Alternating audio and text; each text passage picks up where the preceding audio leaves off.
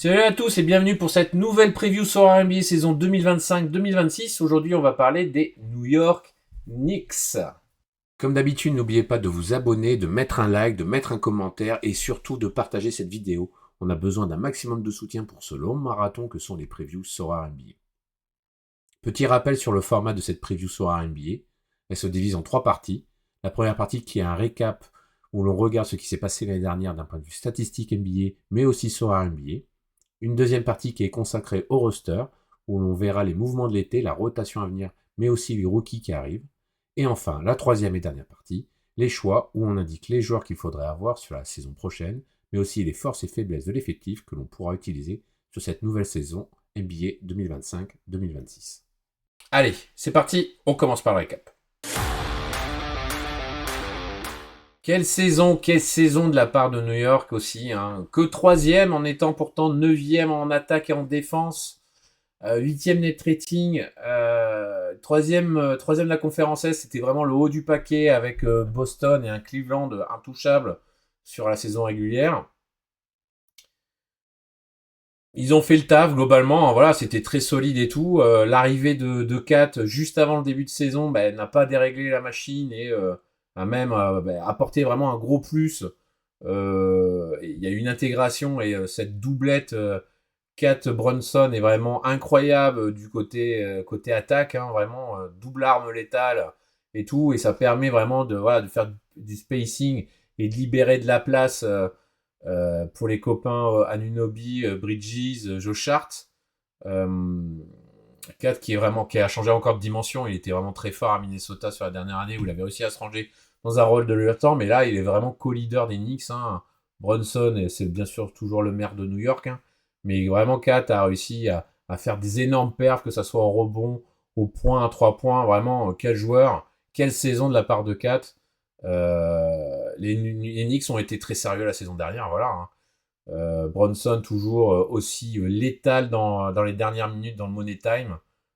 Il a fait gagner encore beaucoup de matchs aux Knicks. Ça a été encore le joueur le plus clutch de la saison dernière. Après, on pourrait mettre à côté sur le même pan les Pacers qui se sont bien amusés pendant les playoffs à tuer les ambitions de beaucoup, surtout des Knicks. Non, mais voilà, super saison. Un Thibodeau encore une fois dans un système Tibbs où on use jusqu'à la corde les titulaires et après, s'il y a un peu de temps de jeu sur le banc, pour un ou deux joueurs, on les fait un peu jouer. Donc, tu finis troisième, malheureusement, avec quelques défaites merdiques. T'arrives en playoff, tu te prends la pire confrontation possible au premier tour. Un Détroit qui arrive sans aucun complexe, déterminé à créer la surprise et tout. Heureux de retrouver les playoffs alors qu'ils s'y attendaient pas. En tout cas, personne ne les annonçait qualifiés directement en playoff. Un match qui sent bon les années 90, la conférence Est des années 90, avec du fighting, des coups bas, du trash talking et tout. Vraiment très grosse série. Ça rappelait vraiment des bons souvenirs. Euh, Vraiment un poil à gratter. Au New York a laissé beaucoup de jus pour gagner la série 4 victoires à 2 en 6.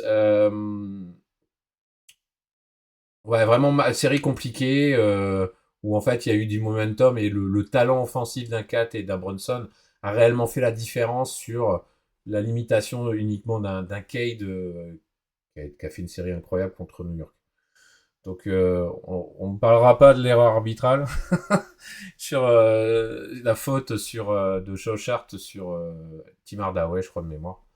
En plus sur un moment, sur un match critique, hein, je crois que c'était le match 5, hein, vraiment, où en fait, c'est pas sifflé, donc match 4, je crois, où en fait, derrière, New York s'envole et gagne la série en 6. Belle série, voilà. Et donc, malheureusement, un peu d'énergie bouffée. Demi-finale de conférence qui était potentiellement annoncée comme finale de conférence, Boston contre New York. Très belle série aussi avec New York qui fait 2 énormes braquages en gagnant les 2 premiers matchs au Garden, en ayant à chaque fois plus de 25 points de retard et au forceps, à l'usure, et avec tout le talent d'un Jalen Brunson ou d'un Karl Anthony Towns, font tomber dedans et sont létales face à des Boston Celtics qui ont clairement choqué les 2 premiers matchs. L'ajustement tactique de Tibbs de remettre Robinson en tant que titulaire a énormément gêné Boston et a fait basculer la série du côté de New York. Bon, bien sûr, série marquée par la blessure en match 4 de Jason Tatum, malheureusement le tendon d'Achille, alors que Boston était en train de revenir dans le match. Mais bon, voilà, série de patrons de la part de New York, gros match de la part de toute l'équipe, et une série en 4-2, le totem de Boston est éliminé, et donc là, on commence à avoir l'espoir de se dire peut-être le retour en finale NBA. Mais bon, d'abord, il y avait une finale de conférence, et ça affrontait les meilleurs ennemis, les Indiana Pacers, qui ont marché sur l'eau sur la série de playoffs, et ont mis à mal cette équipe des Knicks, notamment sur ses problèmes défensifs et tout, avec la pace et un jeu hyper rapide, et ils ont eu cette réussite globale d'effectifs, d'être clutch au moment attendu.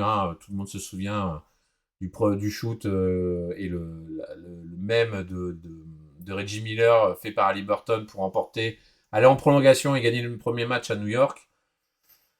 Et après, derrière, tu cours après le score et tout. Donc, est-ce qu'ils étaient aussi un peu émoussés New York? Sûrement. Mais après, voilà, d'un point de vue tactique, d'un point de vue collectif, c'était trop fort. Et il y avait toujours une solution du côté d'Indiana avec un joueur qui surperformait. Nesmith qui se transforme en Stephen Curry, qui fait tomber la foudre, qui tue le match. Bon, voilà. Donc, faut s'incliner devant le talent. C'est douloureux, mais bon. Cette équipe des Knicks se construit comme fusée, étage après étage. Ça progresse, c'est devenu un contender sérieux avec l'arrivée de 4 l'année dernière. Et ils sont éliminés en conférence. L'année dernière, c'était en demi-finale de conférence. Donc ça avance. Donc on verra un peu plus tard ce qu'ils ont fait pour essayer d'aller encore plus loin. Si on regarde au niveau des stats d'équipe, les stats d'équipe, il y a du très bon. On voit qu'au niveau du shooting, c'est 8e en pourcentage à 2 et 3 points. Pas beaucoup de tirs 3 points à tenter que la 27e équipe, mais alors par contre c'est cruellement efficace. Et c'est dans les équipes qui tentent le plus de 2 points, notamment beaucoup de jeux de pénétration, du mid-range pour OG Anunoby ou Kat, pénétration pour Josh Hart ou Jalen Brunson. Voilà, donc c'est très très bon. De toute façon, quand tu fais une saison comme ça, il y a les stats derrière qui suivent. Pas beaucoup de ballons perdus, que la 5e équipe a perdu le plus de ballons. Et après, derrière, c'est du middle haut, c'est ce qu'il faut. Donc 13e en interception, 11e en assist, 19e rebond offensif. Et c'est là où le bas blesse un peu. Pourtant, il a été vraiment très présent sur le rebond 4. Mais par rapport à l'année d'avant, où New York était dans le top 5 des rebonds des équipes à prendre le plus de rebonds, t'avais du Josh Hart, du Dante DiVincenzo, du Julius Randle, t'avais tout le monde. Là, ça a vraiment baissé dans la globalité. Et le bloc 29e, c'était clairement pas une équipe bloc. Donc, c'était bien complet pour que ça soit une équipe qui joue le haut du tableau à l'Est. Mais on voyait quand même percevoir quelques petits soucis que des adversaires, coucou Indiana, ont profité à exploiter. Côté Sorare, les joueurs des Knicks, alors il y a eu beaucoup de monde, parce que quand on fait une aussi bonne saison, il y a du monde qu'on peut retenir. Donc le joueur, on aurait pu mettre Jalen Brunson, bien évidemment, mais d'un point de vue Sorare, celui qui a été mieux classé, c'est Karl Anthony Towns. Le prince de New York, on a le maire de New York avec Jalen Brunson, et le prince de New York, Karl Anthony Towns, qui a fait vraiment une saison énorme, en scoring, beaucoup de rebonds, il s'est démené au rebond, vraiment très grosse saison, voilà, rien à dire, et il a fait taire beaucoup de Bush, quand il est arrivé, beaucoup de critiques à se dire ouais c'est un joueur surpayé et tout. C'est toujours un joueur qui a été énormément critiqué à cause de son contrat, alors que c'est un magnifique joueur, et il apporte un spacing en attaque qui a bénéficié à tout le monde, et qui a permis d'avoir les statistiques qu'on a pu avoir avant en termes d'efficacité de shoot. Donc adaptation express et réussie. Il a fait changer New York pour devenir un candidat encore plus sérieux pour le titre. Et il a répondu réellement présent sur la saison. Et nous, d'un point de vue statistique Sorare, oui, c'était le joueur le mieux noté la saison dernière côté Knicks, malgré la saison énorme de Jalen Brunson. Côté promesse, alors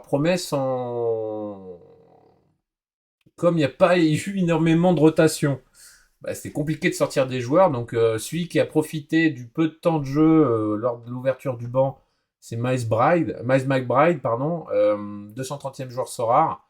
Il est devenu le backup officiel en fait de Jalen Brunson et il a fait vraiment de bonnes entrées. Il a réussi à faire quelques pics de performance et tout. Hein. Alors c'est vrai que cette équipe des Knicks avec la configuration Tom Thibodeau, bah, il n'y a pas énormément de joueurs à part le 5 qui avaient du temps de jeu en sortie de banc pour pouvoir perf. Hein. Donc très clairement, le peu de joueurs qui étaient en haut de rotation sur le banc, bah, c'était les seuls qui pouvaient potentiellement faire du scoring et de la surperf. On va en reparler, je pense, un petit peu plus loin, parce que ça risque de changer. Enfin, la déception, encore une fois, et malheureusement, toujours ces problèmes de physique qui crispent les supporters des Knicks. Mitchell Robinson, 65 matchs manqués, 260e joueur Sorare. Alors que quand il est sur le terrain, c'est un des meilleurs pivots défensifs, très clairement.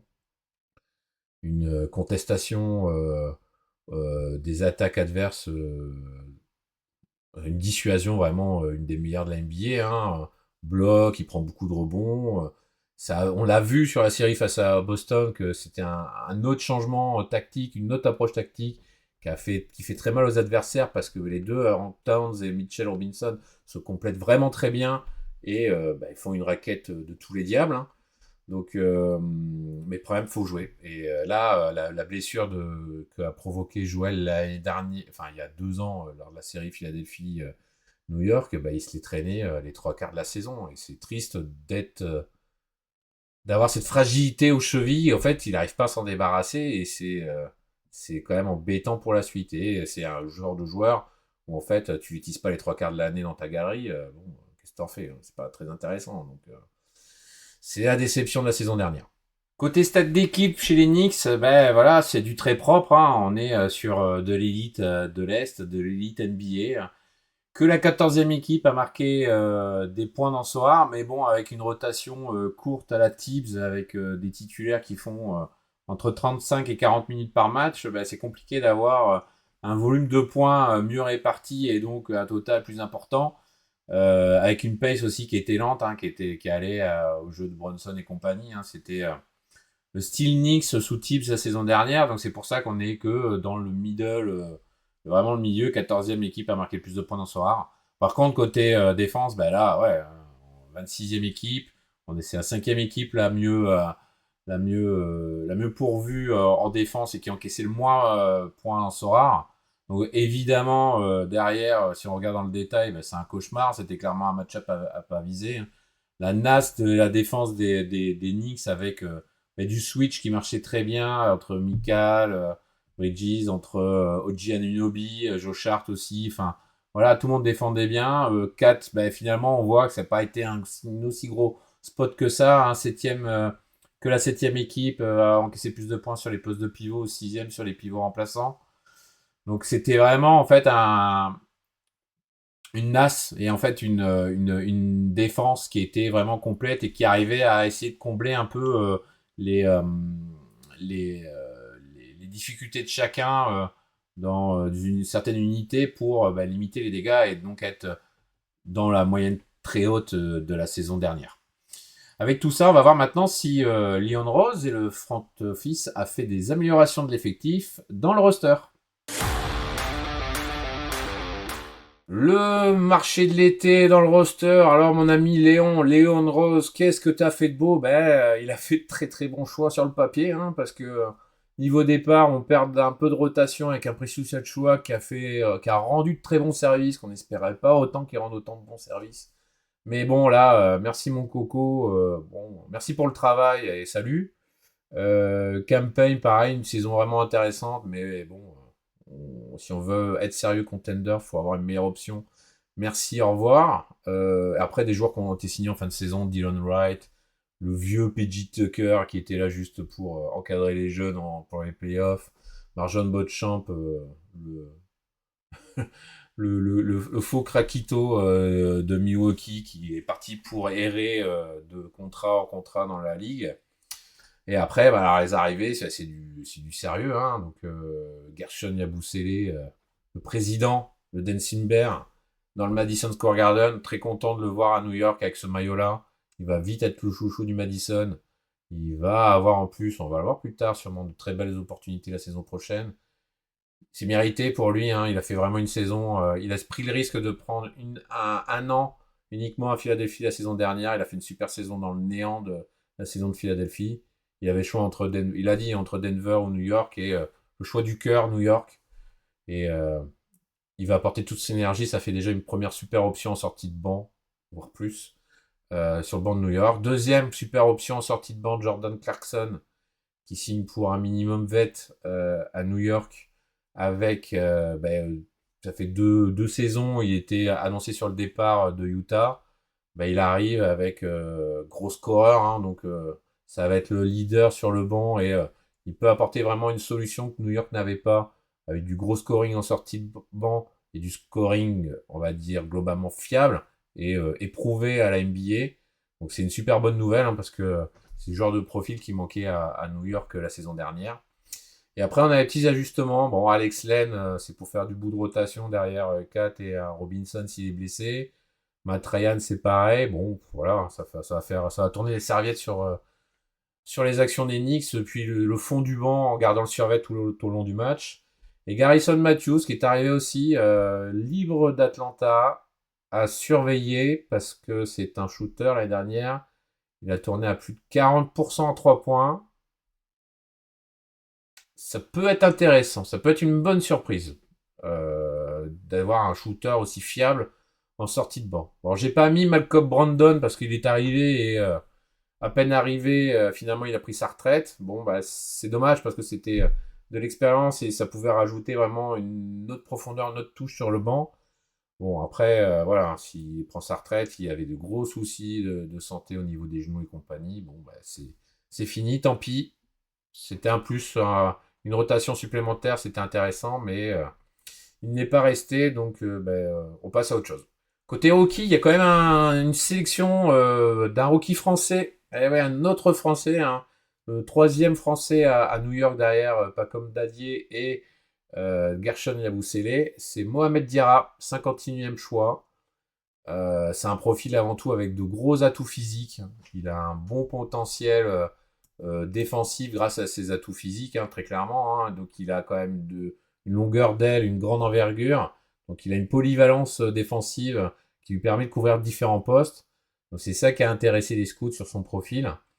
Bon, il vient de Cholet, hein, il a tourné à 5,8 points, 3,1 rebonds, hein, donc c'est pas foufou, hein, il a fait l'U20 avec l'équipe de France, et donc il a fait toutes ses classes dans les différentes catégories de jeunes français. C'est vraiment un projet à développer, voilà, parce qu'il y a beaucoup de choses à travailler, il a des qualités naturelles défensives et un physique qui peuvent lui donner, ça peut donner un espoir auprès des scouts pour un bon développement, mais il doit impérativement renforcer son tir extérieur, sa constance offensive, et globalement après passer le palier du physique au format NBA pour réussir à essayer d'avoir un peu de temps de jeu dans ces Knicks qui sont, on va voir juste après, vraiment deep. La depth chart, la rotation des New York Knicks proposée par CBS Sports, et autant dire que là je suis pas content. Le 5, on va dire oui, mais enfin, il y a énormément de choses à dire. Le 5 proposé par CBS Sports, Jalen Brunson, Michael Bridges, Gianni Nobi en 3, Karl Anthony Towns en 4 et Mitchell Robinson en 5. Alors, c'est une configuration qui sera essayée, c'est sûr. Le problème, c'est que Mitchell Robinson, faire une saison de titulaire en 5, ça n'arrivera jamais. Jamais parce que trop de risques avec ses blessures et tout. Et c'est un joueur que tu dois utiliser avec parcimonie pour éviter toute blessure et qu'il soit prêt pour les playoffs. Et derrière, si on regarde la deuxième rotation, Max McBride, Jordan Clarkson, Joe Hart, il répète déjà Karl Anthony Towns. Où est Gershon là-dedans, hein? CBS, allô? Où est Gershon? Et après derrière, on a un Pacom Dadier qui apparaît, un Ariel Hugporti qui est un petit une petite mascotte aussi qui a montré de petites choses intéressantes. Non, ouais, là-dessus, CBS, faut revoir la copie, hein, il y a des soucis. Donc très clairement, le 5 là, ce sera de temps en temps, mais on est quand même sceptique. Le fait est que Robinson soit titulaire à temps plein. Hein. Il servira de première rotation derrière le banc et avoir une vingtaine de minutes de jeu. Ce serait bien pour voir si physiquement ça tient le coup. Le problème, c'est qu'après, derrière, ben voilà, on met pas Gershon. Enfin, c'est hallucinant. On ne peut pas mettre Gershon là-dedans. Il n'est pas arrivé juste pour faire la cheerleaders, hein, très clairement. Et en plus, on a vu que Mike Brown a parlé comme quoi il pense à le mettre titulaire. En fait, faire une sorte de rotation au niveau des intérieurs pour des fois mettre une composition avec 4 en 5 et Gershon en 4. Et voire même des fois peut-être mettre Gershon en 5. Voilà, donc là, il y a des choses qui manquent. Mais bon, globalement, on voit que la rotation là de New York, elle est élite jusqu'au 8e joueur, très clairement. C'est vraiment très lourd. Et puis voilà, donc ça offre vraiment beaucoup plus de possibilités d'avoir un joueur sharp potentiellement qui peut sortir du banc, un Clarkson, un McBride mieux entouré, donc un moins downgrade de support cast à côté de lui, un Gershon bien évidemment. Donc bon voilà, c'est très sérieux cette équipe de New York avec ces éléments-là. Et je pense, on le voit pas non plus là, que Garrison Matthews va avoir son rôle à jouer sur les postes 2-3 en tant que sniper en sortie de banc. Donc là-dessus, CBS Sport moyen. C'est vrai qu'on n'en a pas parlé, mais bon, changement de coach. Merci Tom Thibodeau pour tout le travail et d'avoir construit de très solides bases sur ce projet. Arrivée de Mike Brown, on sait que la première année de Mike Brown dans son équipe, ça fonctionne toujours très bien. Il va apporter d'autres choses, et notamment de la rotation de banc. Et c'est pour ça que nous, sur notre 5, on part sur quelque chose de différent. Bien évidemment, la ligne arrière, on n'y touche pas. Jalen Brunson, Michael Bridges. Michael Bridges qui est toujours en marathon man et qui est toujours autant disponible et aussi fiable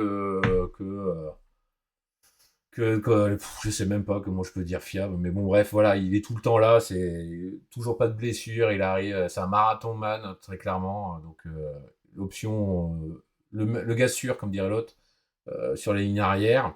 Et donc on décalerait OG en poste 3 et derrière on ferait une raquette Gershon 4. Euh, L'option Mitchell Robinson, on se la garde bien au chaud, mais comme on l'a dit, ils vont être très précautionneux. Il y a maintenant l'effectif pour éviter de cramer un Mitchell Robinson et qui rate encore 3 quarts de la saison. Utilisons-le avec parcimonie et de façon très, très, très propre au fur et à mesure de la saison. Et là, en plus, avec le temps de jeu le tempérament pardon, de jeu de Mike Brown et tout, on va avoir une nouvelle philosophie où en fait la répartition des minutes va être vraiment différente, avec des titulaires qui vont peut-être enfin peut-être c'est sûr, plus jouer 40 minutes par match. Et donc ça va vraiment servir à tout le monde, des meilleurs choix, moins de fatigue, et donc arriver dans des playoffs dans des meilleures conditions. On est sur un 5 qui est... alors ça, mais après derrière ça peut être un 4 Mitchell Robinson ou la configuration de l'année dernière avec Joe Sharp et OG en 4. Mais c'est ultra solide. En fait, là, il y a tellement de combinaisons possibles. Et on va voir avec Mike Brown qu'est-ce qu'il va proposer.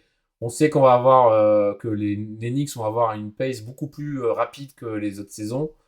Euh, c'est hyper excitant. Voilà, c'est hyper excitant. Donc, comme c'est excitant, ben maintenant, on va faire des choix. Les choix de joueurs dans ce NBA à New York, et il y a beaucoup de joueurs qu'on peut choisir. Alors, le choix, notre cœur balancé entre Jalen Brunson et Charles-Antoine Ville. Bon, on va prendre Charles-Antoine Ville parce que il a un scoring plus complet et plus valorisé dans Soar avec les passes, enfin pardon pas les passes, avec les rebonds, les 3 points et les attaques au cercle avec les lancers francs. Et côté Brunson, c'est la même, mais sans les rebonds, mais plus avec les passes. Mais c'est plus dépendant aussi si les joueurs ses coéquipiers mettent les points. Donc, on va dire c'est une base plus solide de prendre un Karl Anthony Towns comme joueur. Mais bon, voilà, c'est pas du tout un mauvais choix non plus de prendre Brunson. Donc de toute façon, c'est les deux pierres angulaires de New York. Ça a merveilleusement fonctionné l'année dernière. On va voir comment l'arrivée de Mike Brown et comment il va organiser tout ça et tout. On a vu que la pace est plus rapide au niveau de la pré-saison. Il y a une grosse circulation du ballon. Il a le matos pour faire ce jeu-là. Tout le monde va être bénéficiaire, très franchement. Donc, on pense que tout le monde va être bénéficiaire du changement de coach et de ce nouvel élément-là. Et en plus de ça, s'il y a moins de fatigue parce qu'il y a une meilleure répartition de la rotation et des minutes de jeu, ben, ils vont être plus efficaces. Ils seront toujours aussi létals en temps de jeu, mais ils auront plus de lucidité car moins de fatigue parce qu'ils ont été mieux gérés sur la totalité du temps de jeu. Donc voilà, donc on met Karl Anthony Towns, mais ça pourrait très bien être aussi Jalen Brunson. Le pari, et là c'est le cœur qui parle, c'est Gershon, le président, le Dancing Bear, au Madison Square Garden. On sent poindre qui va être vraiment très important dans la rotation. On l'a dit, Mike Brown a annoncé en Media Day sur la pré-saison que il va sûrement avoir des minutes en tant que titulaire.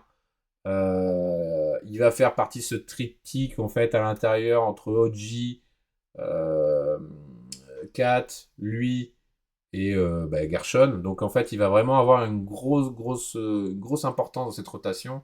Il a montré qu'il était présent en Philadelphie. Et là, on espère qu'il soit aussi tout aussi talentueux et présent cette année à New York. Le risqué, j'ai envie de dire encore, hein, mais bon, c'est la jurisprudence des dernières saisons. Hein, c'est Mitchell Robinson. Hein. Dans quel état physique il est est-ce que c'est sûr au niveau des blessures, tout est ok et on est tranquille et on va sûrement avoir un peu de load management pour voir au fur et à mesure de la charge, de la fatigue, comment il va jouer. Il va sûrement rater des matchs, des back-to-back, des trucs comme ça pour prendre zéro risque. Le but, c'est qu'il soit le plus en forme possible à la fin de la saison. Et donc, ça va sûrement tourner à 15-20 minutes de jeu, un truc comme ça. Mais vu la constitution de l'équipe et vu que c'est la conférence Est, il y a sûrement beaucoup de matchs où New York va rouler et ils vont laisser, ils vont pas prendre de risque avec Mitchell Robinson. Parce qu'après, derrière, on l'a vu en fin de saison dernière, il est indispensable dans son abattage défensif, hein, que ça soit du rebond, que ça soit sa présence en termes de contreur et compagnie. Hein. Toujours aussi frustrant en attaque, mais c'est parce qu'on lui demande dans cet effectif. Donc, on espère. Si New York veut aller chercher le titre, il faut qu'il y ait un Mitchell Robinson qui soit présent et en bon état physique, très clairement. Enfin, le Win Now. Alors, le Win Now, on aurait pu choisir différents joueurs. On prend je vais pas réussir. Miles McBride. Et le 10 de 11, première option derrière Jalen Brunson. Il y a eu aussi un peu de doublette Brunson, McBride la saison dernière. Donc, il va être dans les premières options avec Clarkson. Hein, donc, on soupçonne que le jeu de Mike Brown plus up-tempo va plus le privilégier et plus dans cette optique-là. Ça peut faire, souvenez-vous, la Kings Nation, comment les guards s'éclataient sous Mike Brown. Est-ce que ça peut être un Malik Monk? Je ne sais pas. J'irai peut-être pas jusque-là. Mais ça peut s'en rapprocher et c'est là qu'il doit viser ça, Miles Bagdad, d'essayer de s'en rapprocher, d'avoir un rôle à la Malik Monk qu'avait Mike Brown aux Kings, et parce qu'il en a le talent. Et donc, comme on l'a dit, Mike Brown dit fini les minutes management de Tibbs, ça va ouvrir plus le banc, ça va donner plus de minutes au banc, et là, en fait, il faut vraiment qu'il saisisse l'occasion. Donc, on pense fortement que c'est peut-être la saison de Max McBride, très clairement. Bon, après 1 heure et demie de preview, hein, et encore on a dit le quart des choses que je pouvais dire sur cette équipe des Knicks. Bon, non. On va parler maintenant globalement de cette équipe des Knicks en soir. Qu'est-ce qu'on en pense un effectif qui est vraiment deep, enfin on va dire, pour les supporters des Knicks, avec un vrai banc et de vraies options en sortie de banc, des choses qui manquaient cruellement aux Knicks. Euh, avec un nouveau coach, Mike Brown, qui va vraiment ajuster tout ça et surtout donner du temps de jeu, des minutes pour tous. Un slogan syndicaliste, mais là, ça va donner vraiment une opportunité aux joueurs du banc d'avoir une vraie importance dans le jeu et un vrai temps de jeu. Fini Josh Hart à 40 minutes par match.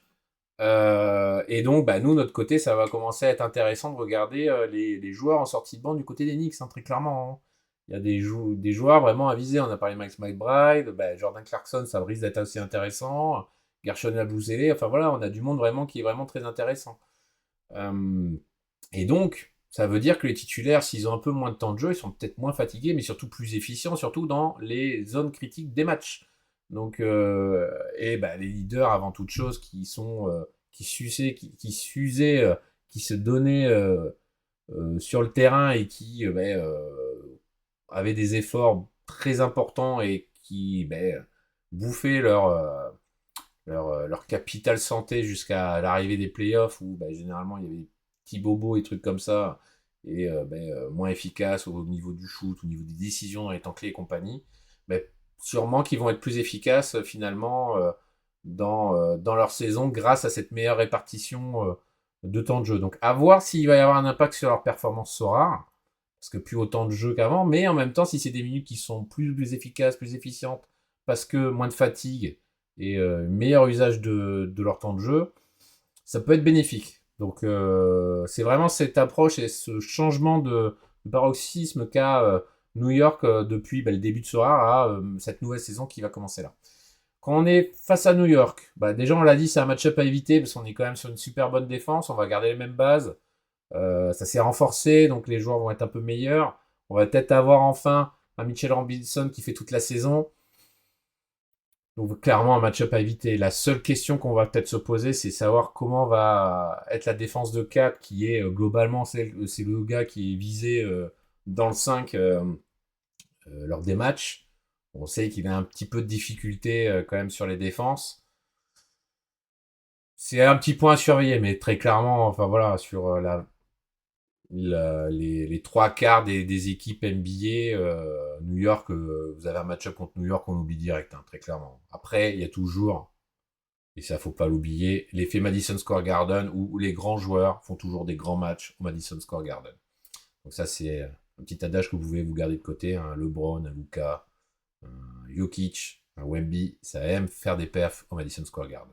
Cette preview concernant les New York Knicks est maintenant finie. On espère qu'elle vous a plu. Alors n'oubliez pas de partager, liker, mettre un commentaire, envoyez-nous de la force. Demain, c'est la dernière. On n'a pas fait le homer, on rend hommage aux champions. On se retrouve demain pour cette dernière preview avant le début de la saison. Allez, tchuss.